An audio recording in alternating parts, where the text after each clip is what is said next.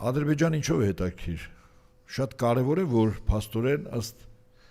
ԱՄՆ-ի ներկա վարչակազմի Ալիևը եւ Ադրբեջանը, Ալիևի վարած քաղաքականությունը այնպեսին է, որ ինքը նույն կերպ ջերմ հարաբերություններ ունի եւ Թուրքիայի նախագահ Էրդողանի եւ Իսրայելի վարչապետ Բենյամին Նետանյահուի հետ։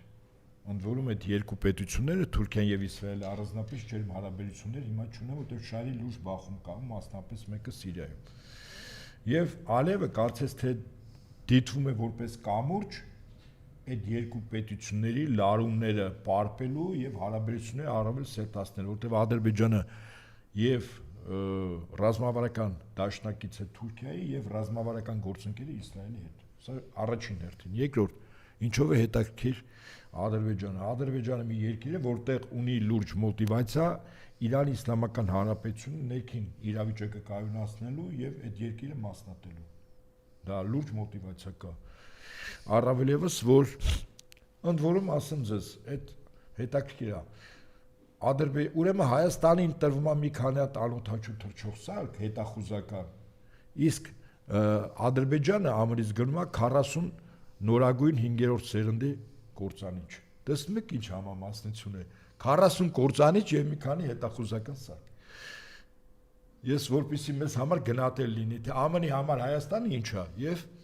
ուրեմն Ադրբեջանը ինչ է։ Ադրբեջանը ակնհայտ է մի երկիր է, որտեղ Իրանի հետ մոտ ապագայում սպասվելիք Աստված մի արածի, բայց եթե սպասվի, ապա Իրանի դեմ գործողությունների գլխավոր թաթերաբեմներից մեկը Ադրբեջան իրան սահմանն է լինելու։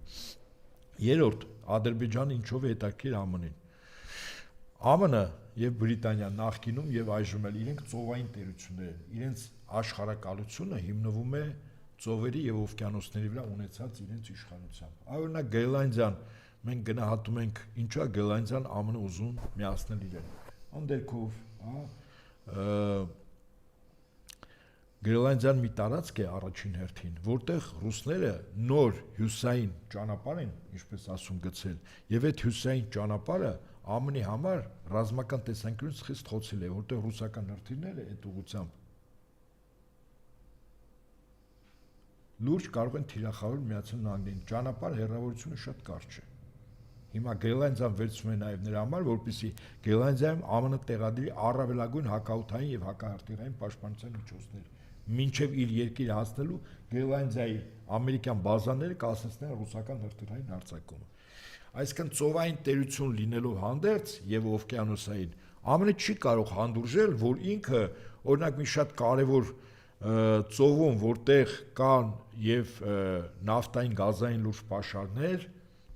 եւ կարևոր իր համար ռազմավարական շահություն ունեցող պետություններն են այդ տարածքում տեր ու տնօրինություն անում, իսկ ինքը չկա։ Խոսքս Կասպից ծովի մասին է։ Ամերիկան հիշեք խոսքս, ամեն ինչ անելու է, որ Ադրբեջանի միջոցով մտնի Կասպից ծով։ Իր նավատորմը հայտնվի Կասպից ծովում։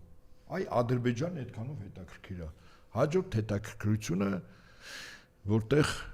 Միացյալ Նահանգները ունի Ադրբեջանի հետ կապված տանք հյուսիս-հարավ Ռուսաստանի համար ռազմավարական միջանցքը անցնում է 4-5 ճանապարհ, 5 ճանապարհներից երկուսը անցնում է Ադրբեջանով։ Մեկը Միջին Ասիական Հանրապետությունն է, որի դեպ հիմա աշխատում է, մյուսը Կասպից ծովով անցնում եւ 5-րդը Հայաստանում, որտեղ Գորիս-Ղափան ճակատեն 12 կիլոմետր հատվածը փակվեց ու վերջ։ Սա պատահական չէր։ Այսինքն այդ ճանապարհը հյուսիս-հարավի մի ճանապարհ է Հայաստանով, որտեղ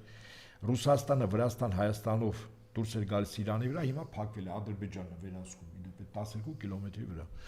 Եվ հետեւաբար ԱՄՆ-ի համար շատ կարևոր է հյուսիս-հարավ ճանապարհը կտրել։ Այսինքն Ռուսաստանը, որը այլևս Եվրոպայի չի աշխատելու, իր հիմնական առևտրատնտեսական գործընկերոջ հետ, Եվրամիությունը, Ռուսաստանը իր ամբողջ ռեսուրսները դեպի արևելք է ուղղում։ Արևելքի ուղղությամբ երկու հիմնական ճամբար կա։ Չինաստան, հարավ-արևելյան Ասիայի երկրներ մեկ եւ Իրանով Հնդկաստան, արաբական երկրներ եւ Աֆրիկա, բայց հանգուցան երկիրը Իրանն է տարվում։ Բայց որպեսզի Իրան դուրս գա Ռուսաստանը, այդ 5 ճանապարհները դի օգտագործի հիմա արևմուտքը այս պայն ամեն ինչ անում է, որ այդ 5 ճանապարհները փակվեն։ 5-ից 4-ը ցամաքային են, մեկը Կասպից ծովն է։ Ասում են, որ պայն ԱՄՆ Ադրբեջանով դուրս եկավ Կասպից ծով, այդ Կասպից ծովի ճանապարհն էլ է փակվելու։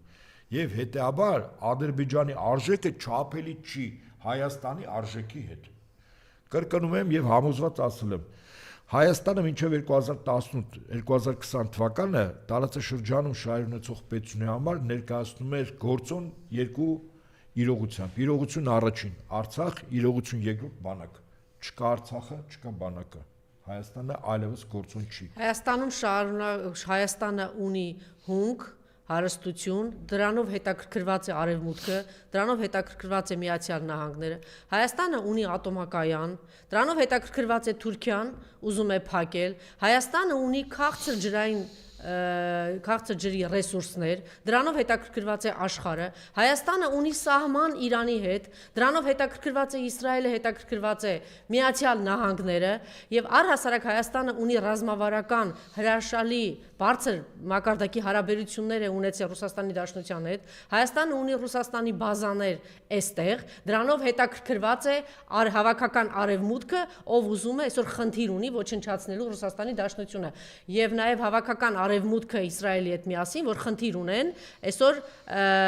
ուղղակի թուլացնելու կամ ոչնչացնելու կամ չգիտեմ ինչ վիճակի մեջ գցելու Իրանը։ Հետևաբար Հայաստանը բացարձակ մեծ արժեք ունի, մենք մեզ չպիտի թերագնահատենք, ասենք այս արժեքով հանդերձ ուղղակի պիտի ունենանք ոչ թե դավաճանական սրիկատական իշխանություն, ազատագրվենք եւ այս մեր հզոր արժեքներով կարողանանք բանակցենք, մեզ արժևորենք եւ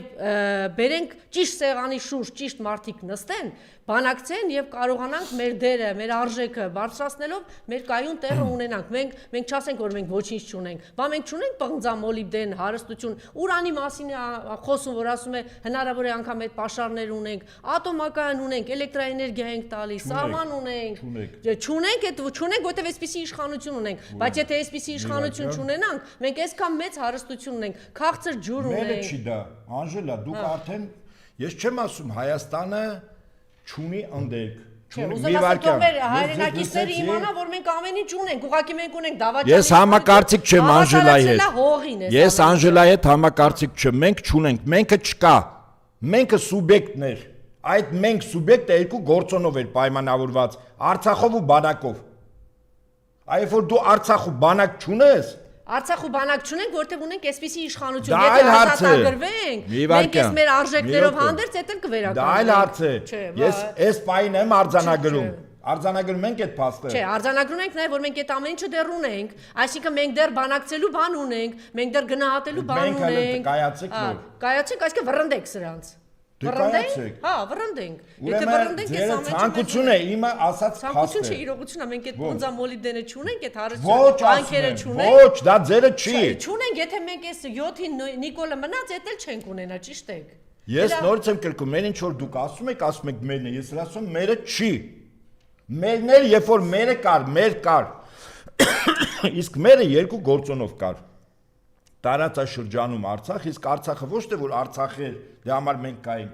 Արցախը 102 կիլոմետր Իրանի հետ սահման էր, որտեղ ՆԱՏՕ չկար։ Արցախ այդ դրանով էր Արցախ։ Պարոն Ապետյան, եթե միայն հասկանային Արցախով է հարցը, չէին գա այս հայվանների գլուխը չէին շոյի, սրանք էլ չէին ծախի, այդ ամբողջ տարածքը չէին առնի, հետո ծախեին թուրքերի վրա, այս Միջանցքի վրա, Թրամփը չէր գա նստի ստից անուն չէր դնի, մեզ էլ բանը ռևերանսներ սենց ձևական չէին անի, այսինքն գիտեն, հələ այստեղ բան կա տանել։ Անժելա, մեր տանելու, ինչու չէին տանում, որտեղ մի վարքյան 2018 թվականից մինչև չէին գալիս տանում, չէին ասում մերն է։ Պատրաստվում էին Արցախը տանեն, են տանեն, որտեղ խանգարող գործոն կար տանելու։ Պարոն Ապետյան, խանգարող մի րոպե, երկու գործոնը վերացին, հիմա դա համար ասում են, էդի ձերը չէ, էդի մերն է։ Սա է ասում ձերնա, եկեք մի հատ արձանագրենք, որ սա է ասում ձերնա։ Սա գնում ասում տամ, բարեկենտանման, տամ։ Մենակ ես մնամ իշխանության, տամ, ինչ տամ, մնամ իշխանության։ Ուրեմն այդ ինքն է ասում, իսկ ես ասում եմ, ոնց է մտածում Բրիտանիայի Միացյալ Նահանգների համապատասխան կառույցները, ուժային, անվտանգային եւ կառավարչական։ Իրանք չեն էլ նայում, որ դա քոնն է, որ Փաշինյանն է տերը, որ ինքն էլ ժեստ անում, որ ասում է ես ձեզ էդ տամ ու մնամ իշխանության։ Ասում են հա բալիկս դու խոսա։ Այս տարածքը մերն է, մենք ենք ստեղ որոշում։ Եթե պետք կլինի որ Փաշինյանը Հայաստանում վարչապետ դինի ոչ թե ոտքերի վրա կանգնած, այլ գլխի վրա կանգնած 24 ժամ։ Փաշինյանը գլխի վրա կանգնած վարչապետ կլինի, ոչ թե ոտքերի վրա կանգնած։ Ամեն իշխանության է։ Ահա, ուրեմն տերը ով է։ Փաշինյանը չի։ Փաշինյանի տերերն են, որոնք պաշտպանից իրանց նպատակներին հասնելու համար խանգարող երկու գործոն կար, նորից եմ ասում, անվտանգային երկու գործոն։ Արցախ ու բանակ վերացրեցին։ Դա համար հիմա իրանք տեր ու տնօրություն են անում, մեկին էլ բերեն նստացել են աթոռի վրա։ Ասում են, հիմա դու ես ստորագրելու։ Հիշում եք հայտնի ֆիլմում, որ ասում է Սիձել Պրիցարի Նիկոլայ Կրավաժատն է։ Բոլորը ժամանակ նստել է, ասում է տվեք իմ փողը։ Ինչ Ես գնամ նստեմ։ Հիմա այս մարդը իր վրա պարտավորություն է վերցրել, որ ինքը կստորագրի ցանկացած բան, իր փողը տվեք, կգնա մի քանի տարի կնստի։ Այսինքն ինքը կատարող է, տեր